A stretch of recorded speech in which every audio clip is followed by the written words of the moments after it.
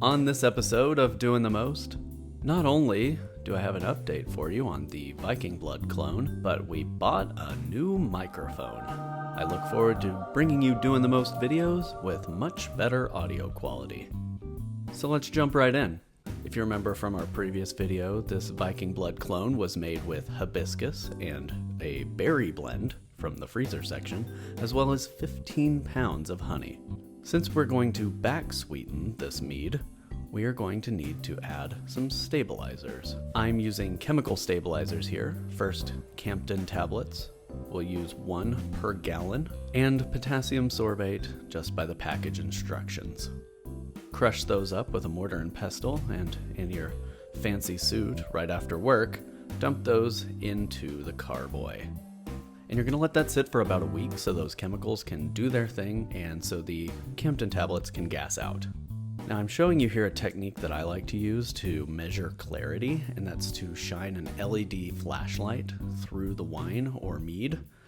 In this instance, I did this after inserting my racking cane, so you can actually see the filter end of the racking cane crystal clear through the entire carboy. If this was not clear and not ready to be bottled, you would actually have a diffusion of the light inside of the carboy and you wouldn't be able to see the flashlight so clearly through the other side. Now this doesn't always work well with beer or beer-like products if it's a really dark product. So we are ready to back sweeten and bottle this. In the microwave, I have a cup of water coming up to a boil, and I'm going to add to that cup of water 1/2 cup of honey.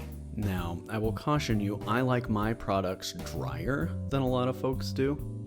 Usually folks will start with a cup of honey back sweetening in a 5-gallon batch, but since I prefer a drier product, I'm using half that. So in order to best incorporate, we will mix the honey with the boiling water and give it a really good stir so it becomes homogeneous, and then that's going to go into the bottom of our bottling bucket. So our honey water mixture goes right into the bottom of the bottling bucket. Make sure to swish it around and get everything off the sides. And then the whirlpool action of racking the Viking Blod into the bottling bucket will mix that honey water mixture throughout. As you can see there, it is beautifully clear and just a nice rich ruby color. Very into that. So before we bottle this, we are going to want to take a taste, and note that this is a young product, so you're not going to be able to pick up on all of the subtler nuance, but what you can pick up on is the tannin and acid and sweetness balance of the product. Because we used fruit in this recipe, it's actually going to be a pretty young tasting product. I've been making country fruit wines for about a decade, and I'm very used to this flavor on a young product right out of secondary, but it will age out, and I anticipate, based on my history with products like this, that we're probably going to expect to age this 6 to 8 months and maybe even up to a year in the bottle before it's really ready to be enjoyed by you and your friends. So what I'm doing here is kind of swishing it around in my mouth and getting a feel for it, getting a feel for the aromatics, and I determined that this was about the right level of sweetness that I was going to want in it. So we move along to bottling. This made about 24 bottles.